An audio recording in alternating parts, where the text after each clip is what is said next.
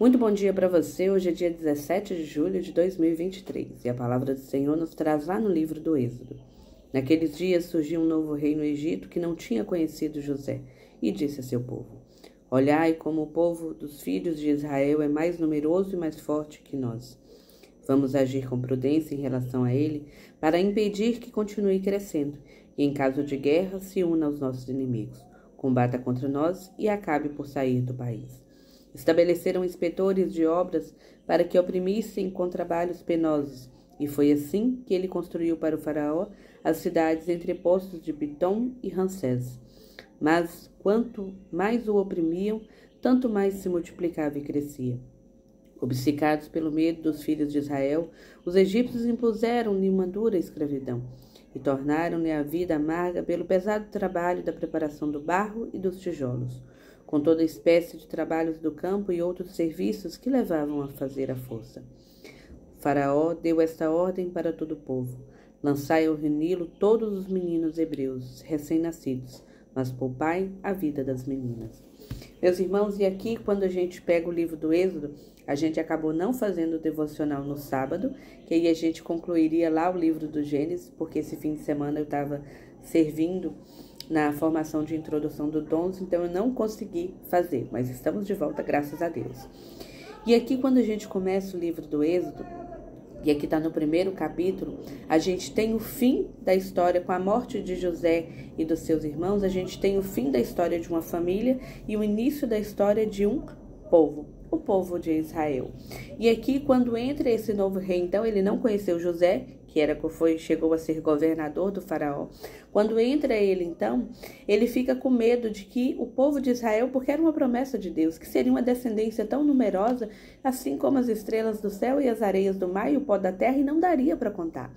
Então, com medo de que aquele povo acabasse por crescer tanto, que não obedecesse, que de alguma forma, se houvesse uma guerra, fossem inimigos, então seriam muito mais numerosos do que já eram.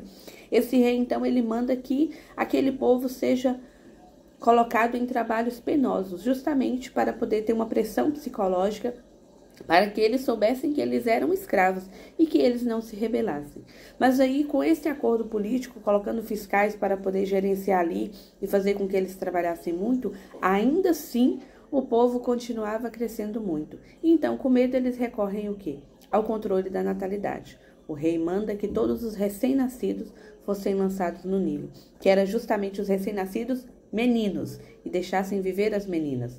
Por quê? Os soldados que iam para a guerra eram os homens.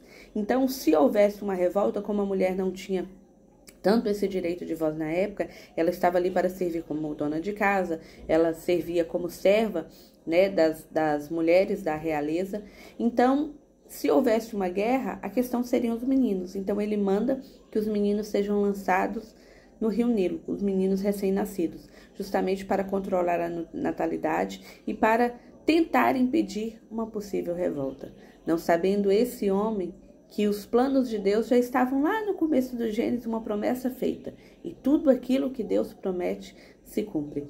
E a partir de agora, então, a gente vai ver a história do povo do Egito e a gente vai ver sobre um grande homem na história, sobre a vida de Moisés, que estava exatamente sobre esses recém-nascidos, e a gente vai ver futuramente.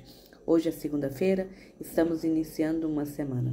De repente, às vezes, as pessoas olham e falam assim: nossa, mas fulano tem tanta inveja de você. E você fala: mas de mim por quê? O que eu tenho para oferecer? Eu não tenho dinheiro, eu não tenho isso, eu não tenho aquilo. A gente fala sobre as coisas desse mundo, sobre as riquezas desse mundo. Mas às vezes essa inveja, esse medo, é apenas pelo fato da existência. Porque essa luz que brilha em nós, que não é nossa, mas é a luz de Deus, ela acaba perturbando, ela incomoda muita gente.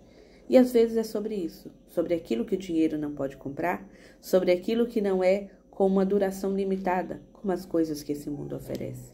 É sobre o sim que nós damos aos planos de Deus e sobre essa eternidade que ressoa naqueles que confiam no Senhor e que mesmo diante das adversidades, eles permanecem em paz. E isso incomoda muita gente, mas que a gente se lembre.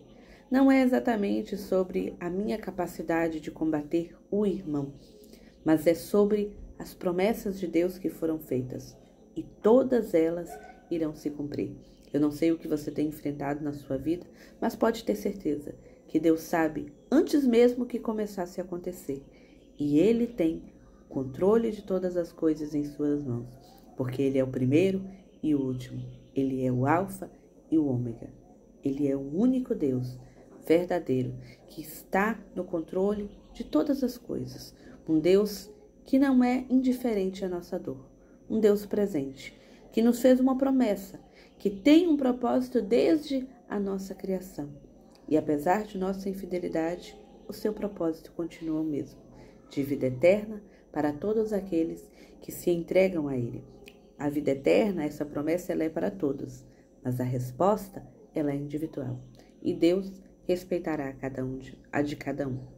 Que, movidos pelo Espírito Santo, a gente faça sempre a escolha certa e que a gente lute para não sair dos pés do Senhor. Que Deus te abençoe.